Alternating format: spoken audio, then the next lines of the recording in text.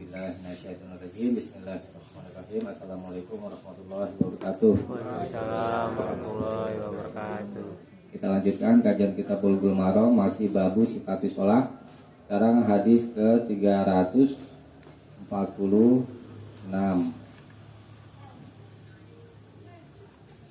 Dari dibuka. Wa an Malik bin Al-Khuwairis radhiyallahu anhu, dan dari Malik bin Al-Khuwairis, semoga Allah meridhoinya, qala dia berkata, qala Rasulullah sallallahu alaihi wasallam, telah bersabda Rasulullah sallallahu alaihi wasallam,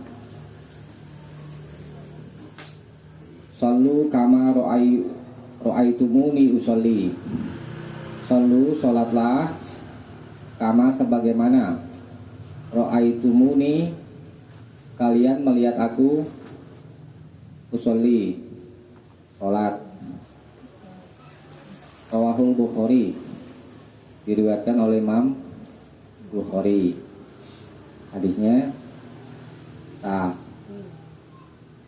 Maksud, Rasulullah memerintah kita supaya sholat seperti contoh Nabi itu, lafaz perintahnya shollu, ya. Nah, kemudian ro'aya ya, ro'a melihat, ya, bisa diartikan melihat. Kalau diartikan melihat berarti af'alul jawarih, perbuatan anggota badan. Nah, yang bisa melihat Nabi siapa? Para sahabat. Kalau kita nggak bisa. Terus ro'anya diartiin apa? Ro'anya, ro'a kan artinya melihat. Ro'a itu muni sebagaimana kalian melihat aku sholat. Yang bisa melihat Nabi para sahabat. Kalau kita kan nggak ngelihat Nabi kan, maka ro'a, lafaz ro'a di sini yang diartikan melihat ini bisa diartikan mengetahui. Itu. Jadi ro'aitumuni itu bisa diartikan sebagaimana kalian melihat aku, atau sebagaimana kalian mengetahui aku. Itu. Jadi kalau diartikan mengetahui adalah af'alul qulub, perbuatan hati. Tuh.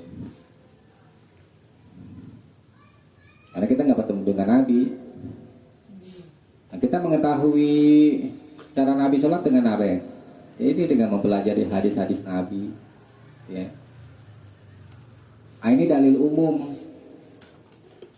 yakni tidak boleh menambah atau mengurangi perbuatan sholat, tentang tata cara sholat Nabi, baik ucapan atau perbuatan. Tuh, misalnya contoh bacaan sholawat di dalam sholat, Allahumma sholli ala Muhammad. Kan di hadisnya begitu kan? Pakai Sayyidina enggak? Enggak, jangan kita tambahin, karena di hadisnya enggak ada. Gitu. Jadi kita katakan Nabi adalah pemimpin kita, Sayyidina itu kan pemimpin kita. Tetapi doa-doa yang sudah ditentukan oleh Nabi enggak boleh diubah-ubah.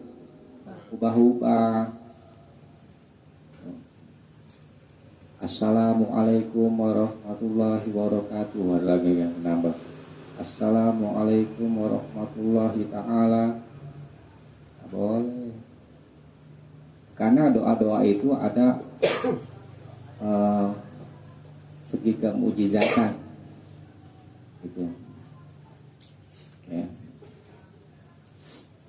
Ya. Jadi tentang tata cara sholat Nabi, ya, tentang cara kita sholat mesti mengikuti sholat Nabi. Kemudian ada sebagian orang dari hadis ini berdalil, ya, berdalil untuk melafadzkan niat di dalam sholat. Karena ada lafaz apa itu? Usoli. Nah, sebagian orang, coba kalau kita artiin, solu, artinya nih, sholatlah kalian, kama, sebagai mana, ro'aitumuni, kalian melihat aku, usoli, sedang nyuruh ucapin usoli gak? Kagak. Gitu. Yang tentang ada lafaz usoli, nggak ada dalilnya tentang usoli itu. Ibnu Qayyim itu kitab Zadul Ma'ad berkata tentang orang-orang yang melafazkan niat usoli, tidak ada hadis sahih ataupun bahkan hadis lemah sekalipun yang menerangkan tentang usoli. Itu nyiptain siapa tuh? Ada tuh kemarin Ustaz Ahmad tuh, bantu Ustaz Ahmad yang ini, yang orang mes. Ada orang Indonesia menambah-nambah hadis, diselipin tuh kata-kata usoli, dan dia katakan riwayat Bukhari dan Muslim, padahal di Bukhari Muslim nggak ada. Tuh, terlalu berani, ini namanya berdusta atas nama Nabi. Tempatnya di neraka. Maksudnya apa yang begitu juga ada kan di lihat Bukhari juga hadis riwayat Bukhari Muslim. Di Bukhari Muslimnya kagak ada. Oh nggak ada berarti. Jadi orang Indonesia yang bikin itu sulit. Iya, kalau orang Indonesia ada tuh Ustaz Ahmad tuh kemarin apa namanya, fotokopi tuh yang belum minta. Nah, kembali ke dapat kata yang Qayyim tadi ya. Bahkan orang-orang yang mengklaim bahwa itu adalah pendapat Imam Syafi'i nggak pernah ngomong begitu.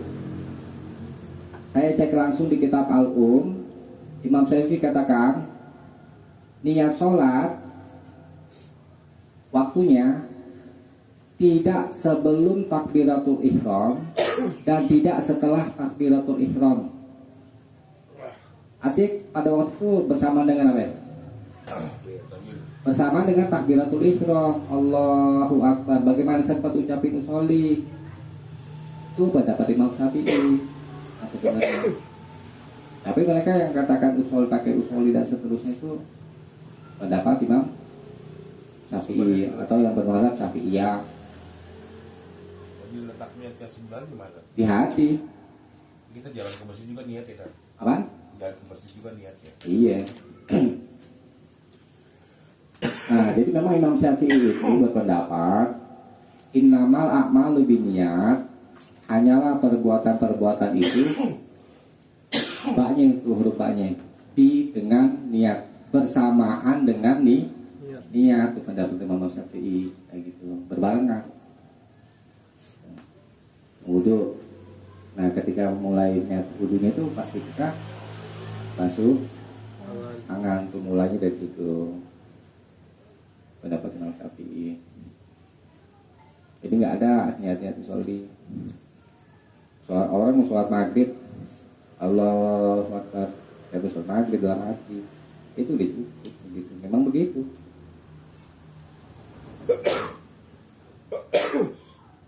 Ya, jadi kita dalam hal sholat mesti mengikuti contoh Nabi ya. Saya coba dibaca ringkasannya. Hadis 300 bisa maksud memerintah sholat menurut cara yang dilakukan oleh Nabi Shallallahu Alaihi Wasallam. Hukum wajib. Ya.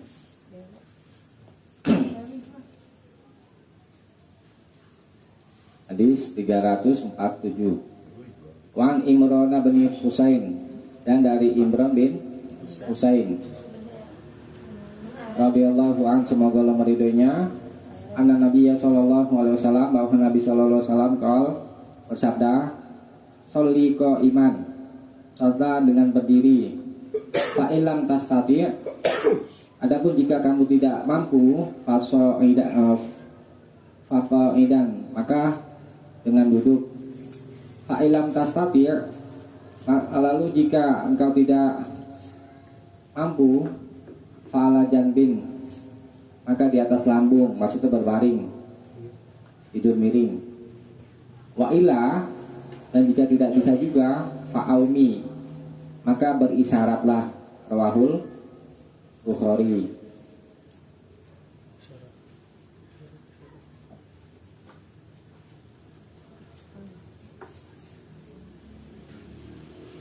Nah, kita lanjutin sekalian hadis ke ini 34 Wan Jabir radhiyallahu an, dan dari Jabir semoga Allah meridhoinya, anna Nabi sallallahu alaihi wasallam, bahwa Nabi sallallahu alaihi wasallam Allah bersabda, lima ridin, kepada orang yang sakit, soli ala wisadah, dia sholat di atas bantal, paroma biha, lalu Nabi melemparkan bantal itu. Akola sambil bersabda, soli alal arodi, sholatlah di atas bumi, maksudnya ini sholatlah dengan berdiri. Ini statokah, jika engkau bisa atau mampu. Wa illa, tapi jika tidak, fa'aumi ima'an, maka berisyaratan dengan satu isyarat. Waj'al sujudaka, dan jadikanlah sujudmu akhfada, lebih rendah, min ruku'ika, dari rukukmu. Rawahul Baihaqi, diriwayatkan oleh Imam Baihaqi, bisa nadin qawi, dengan sanad yang kuat. Walakin sahhaha Abu Hatim waqfahu, akan tetapi Imam Abu Hatim mengesahkan kemauqufannya. Kembali ke hadis 347. Jadi hukum pokok sholat adalah dengan berdiri, ya. Hukum sholat wajib dengan berdiri. Nah, jika tidak bisa berdiri karena sakit, misalnya kakinya atau yang lainnya, maka boleh dengan duduk. Duduknya kayak bagaimana? Isi nggak dijelasin, bebas, iya kan? Duduknya mau duduk seperti apa namanya? Seperti duduk tahiyat, kalau bisa boleh begitu. Nabi pernah sholat bersila, ya kan? Kalau nggak mampu duduk, berbaring, tidur miring, ya kan? Gimana judulnya? Hah? Gimana judulnya tidur sholat miring? Iya, berbaring, tidur miring. Iya, cara sholatnya gimana? Ya, biasa, Allahu Akbar. Terus tadi kan ya di 348, ya kan? Kalau misalkan berbaring, rukunya gimana? Hah? Atau sujudnya?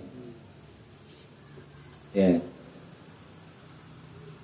Kalau nggak memungkinkan, ya dengan isyarat dan kepalanya, ya kan? Tapi itu dia, jadikan sujudmu itu lebih rendah daripada ruku. Isyaratnya begitu. Kan miring, ya kan? Tuh, ya kan? Harus punya dan kepala kita dia begini, terus sujudnya lebih dalam lagi, begitu. Ya. Berarti itu harus miring kan? Kalau misalnya kita berbaringnya begini, Ya, misalnya nggak bisa berbaring, duduk telentang ya. ya, misalkan kalau kayak di rumah sakit tuh misalkan kan kita Iya. nggak bisa miring tuh, Iya. itu nggak apa-apa tuh. Nggak apa-apa ya, ngomong nyaman itu. Dia nggak bisa tidur berbaring. Maksudnya bergerak juga udah nggak bisa nih, udah parah nih sakitnya, berarti orang bergerak udah susah. Pakai isyarat, ada isyarat mata, gitu kan? Izin katanya batuk, kan?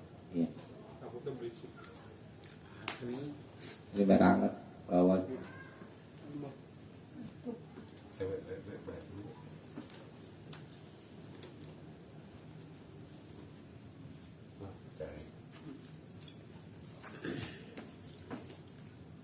dengan isyarat mata, kepala, bisa, ya kan?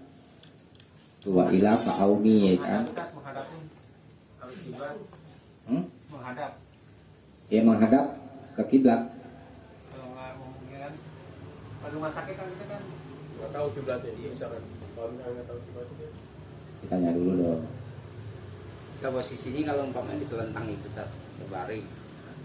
Tadi kiblatnya madep, umpamanya madep yang harus kita putar tuh, sementara nggak bisa diputar pas tidur gitu. Iya dia nggak apa-apa. penting niat, ayo kita. Hah? Yang penting niat. Iya. Lihat. Nah, sesuai dengan Al-Quran, Fadzukurullaha qiyaman wa qu'udan wa ala junubihim, surat An-Nisa ayat 103. Fadzukurullaha, dan lalu berzikirlah qiyaman, dalam keadaan berdiri, wa qu'udan, duduk, wa ala junubihim, dan di atas lambungmu, maksudnya berbaring, surat An-Nisa ayat 103.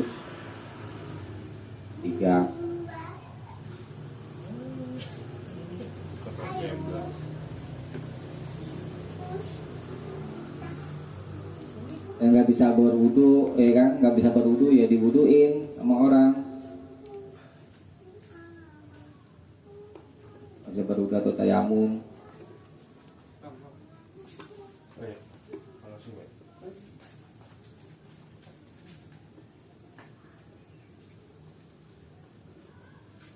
Nah, di hadis 348 ini kenapa Nabi melarang orang yang sakit ini sholat di atas bantal, karena dianggap masih mampu sholat dengan tidak seperti itu. Tuh, jadi dibuang, ya kan? Bukan berarti nggak boleh sholat di atas bantal.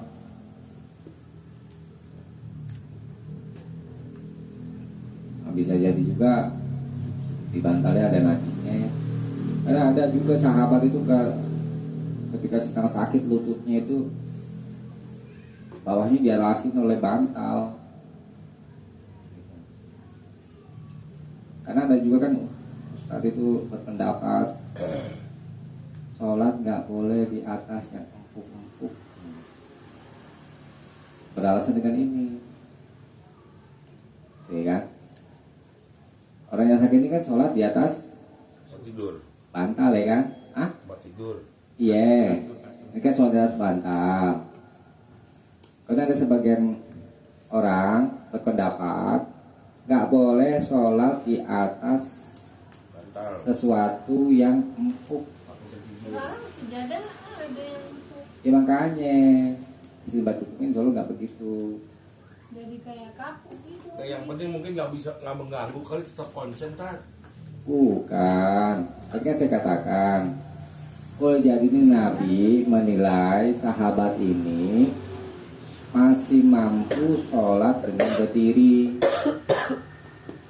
gitu. Makanya bantalnya diambil, dibuang, bukannya dilarang sholat di atas yang empuk-empuk. Ya kalau bicara empuk, sejadah juga empuk, ya kan? Apa? Gitu. Hah? Nggak apa-apa, kalau sejadah empuk mah nggak apa-apa. Nggak apa-apa, cuma kalau terlalu empuk juga memang nggak nyaman juga. Sujudnya kagak enak, kayak mau bernapas susah. Tenggelam gitu. Iya. Tat, kalau tayamum yang benar gimana tuh sebenarnya Tat, kalau juga orang sakit? Saya mau begini, ambil dulu kali muka.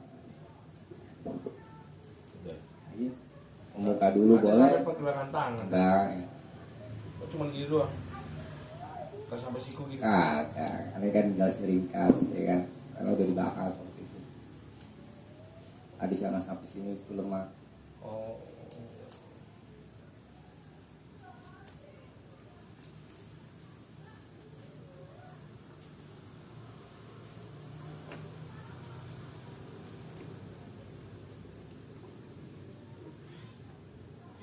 Ada gak mengkodo sholat?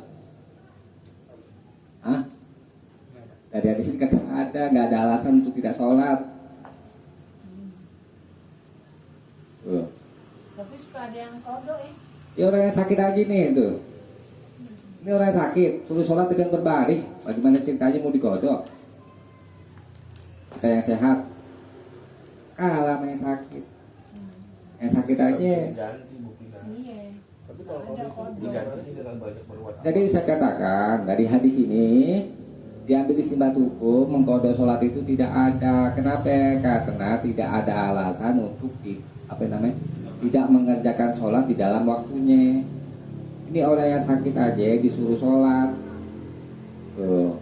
Jadi kalau misalkan orang sibuk belanja nih, dia nggak dengar azan, lewatin sholat zuhur, waktunya, terus tiba-tiba udah asar, berarti dia nggak bisa ganti sholat zuhur itu Nggak kan? bisa, itu namanya menyanyiakan perintah. Udah disuruh sholat, kamu sholat, maunya sholatnya itu.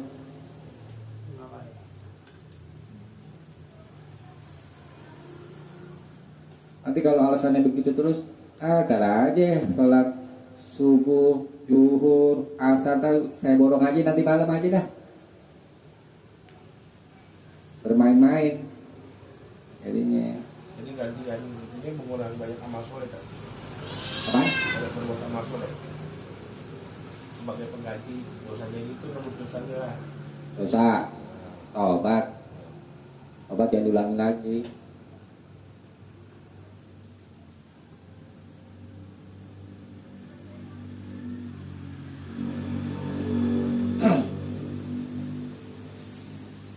Qadha itu kan menunaikan kewajiban di luar waktunya.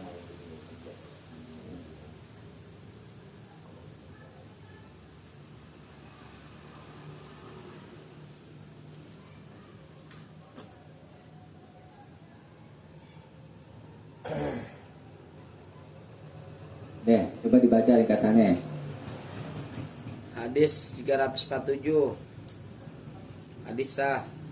Maksud memerintah sholat dengan berdiri. Kalau tidak dapat berdiri boleh sholat sedapatnya. Hukum wajib. Hadis 348.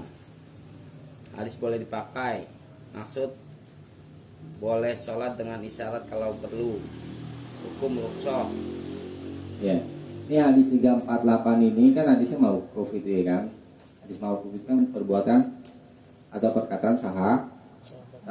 Hadis ini sudah sesuai dengan Quran surat An-Nisa tadi yang saya bacakan tuh. Surat An-Nisa ayat 103.